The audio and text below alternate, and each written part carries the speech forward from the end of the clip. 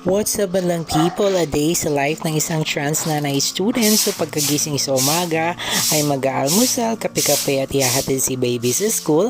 At pagka-uwi ay agad-agad tayo maglilinis ng ating bakuran. Isa sa mga favorite nating gawain ang magwalis-walis sa mga dahong nalaglag dahil tayo nga ay napapaligiran ng mga puno. Isa na rin tong paraan ng pag-exercise natin na routine tuwing umaga. And of course, ayan, habang tayo ay nagwawalis sa labas ay nakabantay na ang ating surveillance cat na si Masid. Hindi tayo iiwanan yan kahit saan tayo mapadpad sa apat na sulok ng ating tahanan dahil talagang binabantayan tayo niyan para hindi daw tayo ma-hold up. Ma-hold up daw, ma-hold up ng ibang pusa dahil alam nyo namang cat magnet tayo para hindi daw maagawan ng mga treats at cat food ang ating baby Masid. Kaya lagi siyang nakabantay saan man ako mapunta dito sa tahanan kahit na tayo ay nagwawalis lamang. At darating ang time, magwawalis na rin siya. Char lang mga girls and boys. After nito, diretso na tayong maglaba ng mga damit. Isa sa mga paborito kong gawin ay maglaba.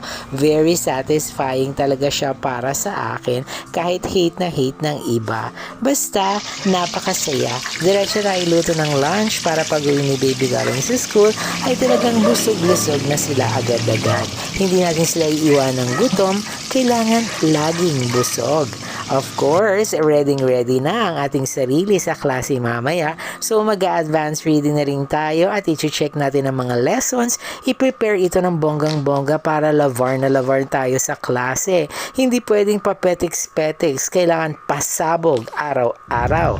So papasok na tayo. Ihahatid tayo ni Lalabs ang ating super hatid sundo na Lalabs na Dogakong Tai Chi Miyan. Ayan. So kailangan fresh tayo para at least ay kabog na kabog. So nasa school na tayo ngayon, kailangan may TikTok pa rin tayo socialization para naman talagang hindi ganon ka-hectic ang ating ganap at balancing lang at na-enjoy natin ang pagpasok. Yun naman talaga ang kailangan. At pag uwi, syempre, gutom na gutom ang trans nanay niya at kakain tayo ng healthy food. Ayan, di ba? Ninasab ko lang yung ampalaya. Napakasarap ng paksiyo. See you again tomorrow. God bless everyone.